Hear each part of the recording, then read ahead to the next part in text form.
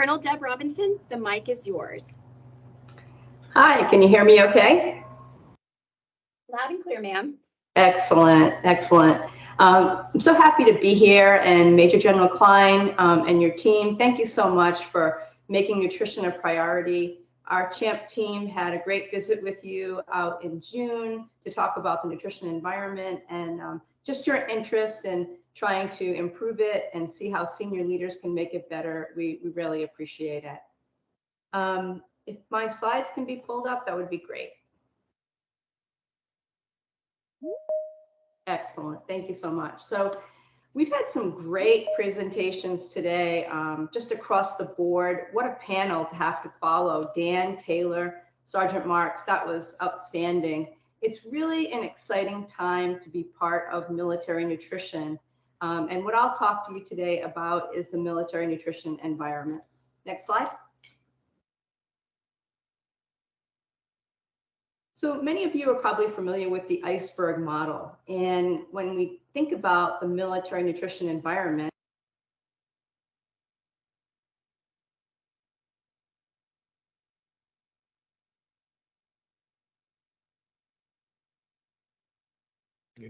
Colonel Robinson, I think we lost you on vocal.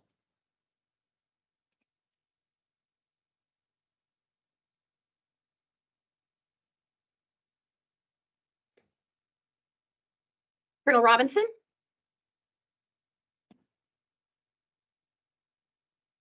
All right, ladies and gentlemen, hang tight. Let's try to get Colonel Robinson back on the net with us.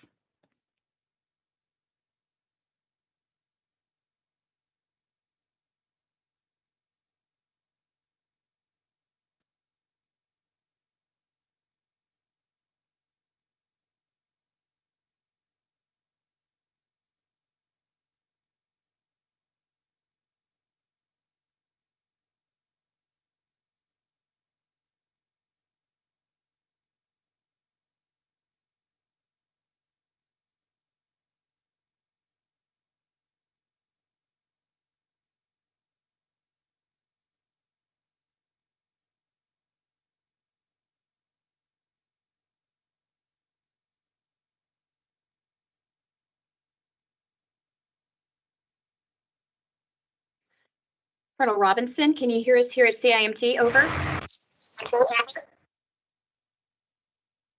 Colonel Robinson, ma'am.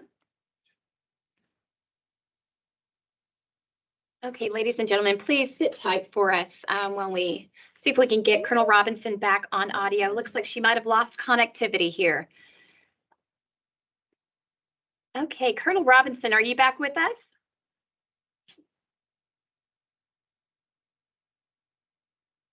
Can you hear me? There you are. Excellent. Yes, I do believe we lost you shortly after your initial slide. So if you'd like to start there, we'd like to have you back. Thank you. Excellent. Thanks so much. Okay, so what we were talking about was the iceberg model, and that a lot of people have already talked about just how complex the military nutrition environment is. So many different stakeholders, so many different interconnections, but a lot of times what we see is just above the surface. We're not really seeing what's below it. Can you make one click, please?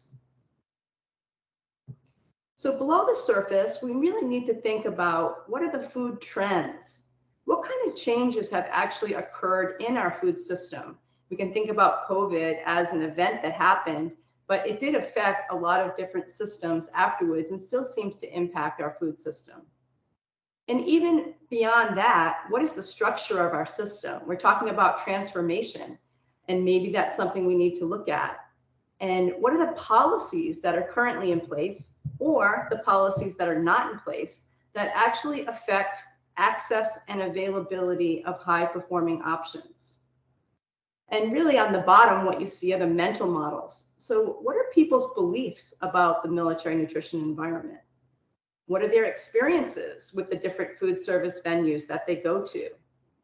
Are there different beliefs by those who operate appropriated fund facilities compared to those who operate non-appropriated fund facilities? And then one more click, please.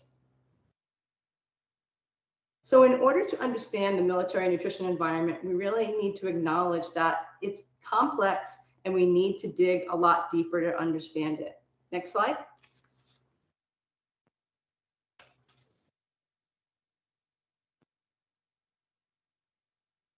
All right. So you've already heard about CHAMP. I think Dr. Deusser did a great job kicking us off today as a keynote. So CHAMP is the Consortium for Health and Military Performance, part of the Uniformed Services University. And we've really taken on the challenge of working to improve the military nutrition environment. And you'll see there's really a few pillars, and we actually added one more recently called operational support. But we do this by leadership, research, and education. Now, you've heard a little bit about MNEAT. I'm going to talk to you a little bit more about that. And MNEAT is our Military Nutrition Environment Assessment Tool. And then many of you already know about the Go for Green program, which is in many of our dining facilities. And both of these programs really give us a better idea of what does our landscape actually look like, and then how can we make changes. Next slide.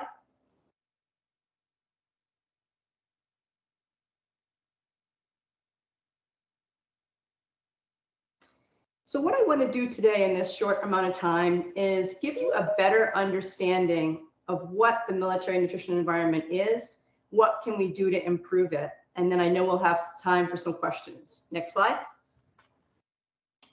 So first of all, I want you to think about who is responsible for the military nutrition environment.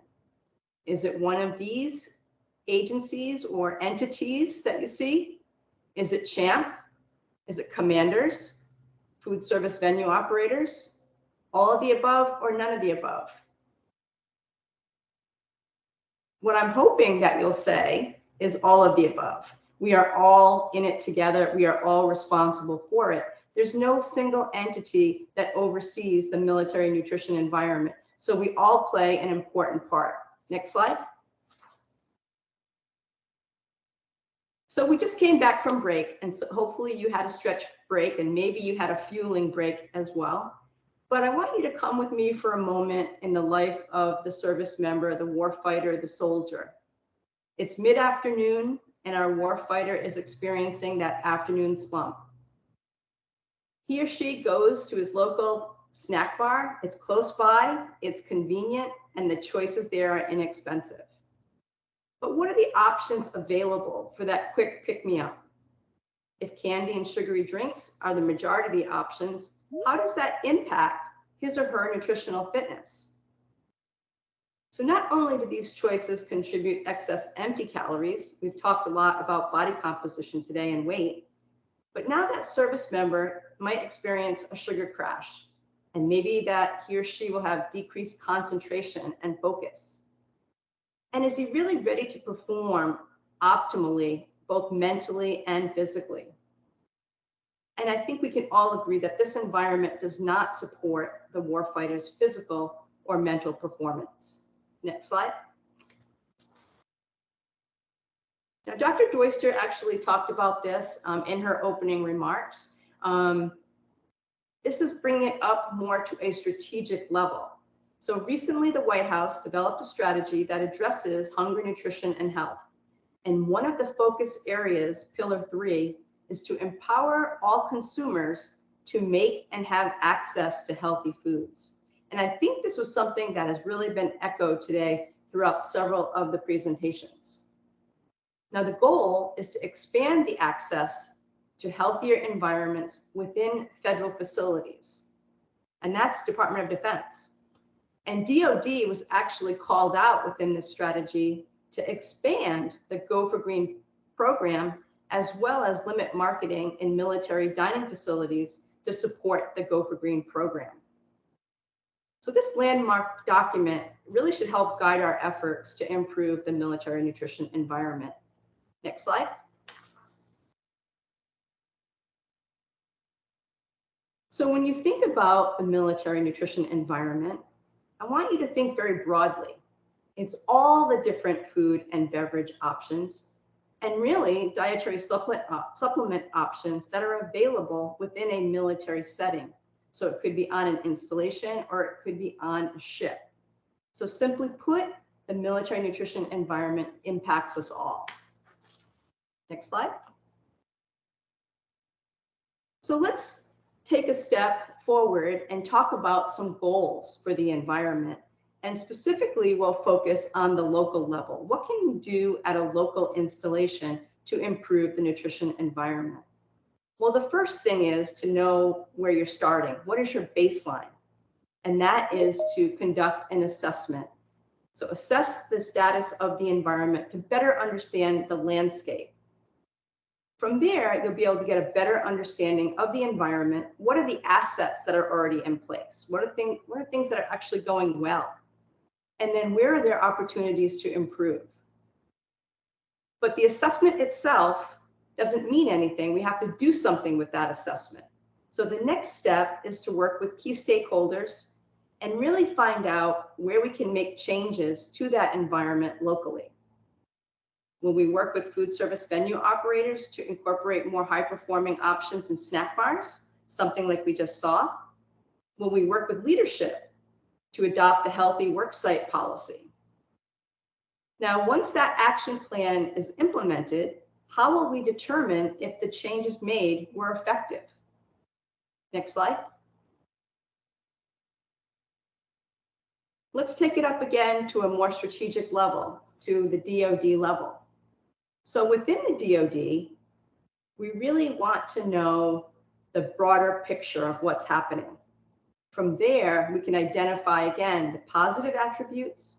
We can create and share best practices, and then identify deficiencies and gaps. The ultimate goal is for us to develop and implement a DoD-wide food environment strategic plan that really supports the warfighter, the service member, the soldier, and their families. Next slide. So now that you've gotten a broad overview of the big picture, let's get a little bit more into the weeds. So MNEAT has been around, as Dr. Deusser said, for quite a long time. It's been through many different versions. And now we're at the point where we have a web-based application. So it's accessible through a website. And we have a product that's really easy to use and provides visual reports of the results. In fact, Colonel Kent actually showed you a snapshot of some of the results from some Army installations. Now, to access the application, it's a two-step process. So if you're interested in learning more about how to become a user of the application, I'll provide more information at the end today with a contact email. Next slide. So using the MNEAT tool, what we're looking at, as Dr. Deusser pointed out, are things like policies, food availability, behavioral design. So behavioral design could look at things like choice architecture. How accessible are high-performing options? Where are they placed? Also health messaging. How are high-performing options promoted? And then also economics. How are high-performing options priced? Are they priced a little bit lower than those that are less high, those are low performing? So what MNEAT does, it looks at a variety of different venues on an installation or a ship, and it provides an overall score, which I'm going to show you on the next slide, as well as a score for policy, food availability, and behavioral design. Next slide. Now, this is a snapshot of some results from the web-based application, and this is about a year's worth of results. So what you're going to see on the top is the overall score for all branches, all installations that have completed the MNEAT assessment from about October of 21 to September of 22. So you can see the average score was probably about 54%. And the number of venues that were assessed were 1,489. So that's a large amount of data. We really haven't had a repository of information to look at the broader environment until this web-based application came out. Now, what you're going to see below that are all the different venues that are assessed with the MNEAT tool. And again, at the end, you'll see the total number of venues that were assessed. So for commissary actually scores very well, which makes sense. They have a lot of food availability, and there were 109 assessments completed. The other thing that you'll notice is a recognition system. So there are bronze, silver, and gold recognitions based on the score. And you can see there that we actually had 4 different venues across the services that earned at least a bronze award. Now, scores don't tell the whole picture, but we need to have some baseline to measure change. But I want you to keep in mind that these scores were built to be aspirational and to drive change. They're not easy scores to achieve. The other thing to think about is that these scores were also customized for each venue type to make it more reflective of the type of food service that's provided at different venues. So again, this is just a snapshot, but now we actually have some data that we can show where we're doing well and then what areas we need to improve. Next slide. So that's great, but then what do we do with that information? So once the assessment's completed, we want to set up a local nutrition environment action plan. And we can target at any area. We can target food policy, food availability, or behavioral design. So for example, maybe leadership can establish policies at their work site where they're having high performing choices within unit snack bars or high performing choices at unit events. A simple way to increase food availability is to incorporate infused water stations at dining facilities or working with local food truck vendors to provide better options. And even small changes in behavioral design, like enhanced signage that are customized or promoting featured meals, as well as just rearranging current options so they're more easily accessible, can make an impact. Next slide. So now that the environment's improved, our service member, our warfighter, our soldier is more informed about the benefits of high-performing options and has access and availability to make informed choices. Next slide. So with that information and that overview, I really want to emphasize a call to action. And I think, again, Dr. Doyster and I are thinking on the same level. This is work that was done by Commander Troncoso. We really need to create a culture of health. So we talked about this at the beginning, that the military nutrition environment is a complex system. But there are strategies that we can change the environment to take different but complementary approaches.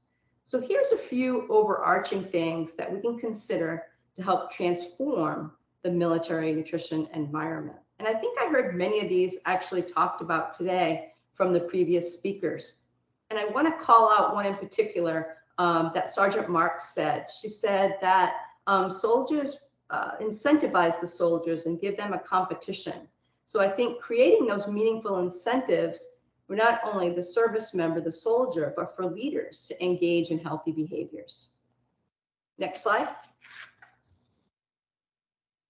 So at a local level, how do we actually make this happen? How do we implement some of these strategies now? Well, we can leverage existing partnerships. In the Army, we have the Commander's Ready Resilience Council to keep the food environment in the spotlight.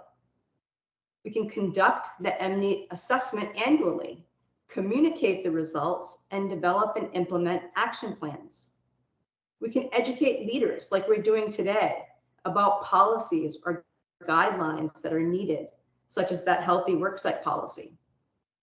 And I think we have to take risks and be innovative and transform the environment through nutrition pilot programs, like a Go for Green snack bar initiative. And finally, sometimes we often neglect this, is to really get our service members, our soldiers, our warfighters involved to shape their environment. And their voices really need to be heard, and leadership wants to know. Next slide. And at a service or a DoD level are some more strategic ideas, broader strategies. And I think Major Jane and others gave a great overview of research and the importance of the environment. And we consistently engage with our food service partners, but we need contracts to support the environment. And I think Major General Klein brought up vending. And we need messaging on performance to be consistent because there's so many different criteria that are out there. We need to set some targets to improve the food environment by looking across the board at the MNEAT scores. And finally, we need the support and engagement of senior leaders who understand the linkage between readiness and nutrition. And that's why we're here today to do this deep dive. Next slide. So at this point, this was just a brief overview about the military nutrition environment. And we're working on transforming it really, as I like to say, one bite at a time.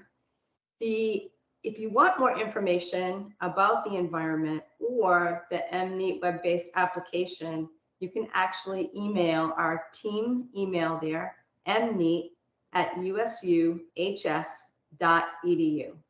And I will open it up for questions. Thank you. Thank you, Colonel Robinson. Really appreciate that great overview for MNEAT, just talking about the importance of the nutrition environment. So we'll open the floor for any questions for Colonel Robinson.